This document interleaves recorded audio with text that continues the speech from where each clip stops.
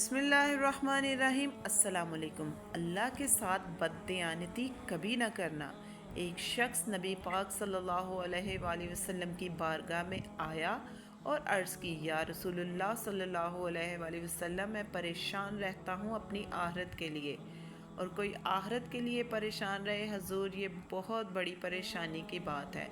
کوئی ایسی بات بتائیں کہ رب مجھے نجات دے دے۔ تو نبی پاک صلی اللہ علیہ وآلہ وسلم نے ارشاد فرمایا، تو اپنے رب کے ساتھ بددیانتی نہ کرنا، اللہ تجھے نجات عطا فرمائے گا۔ عرض کی، یا رسول اللہ کے ساتھ بددیانتی اور خیانت کیا ہے؟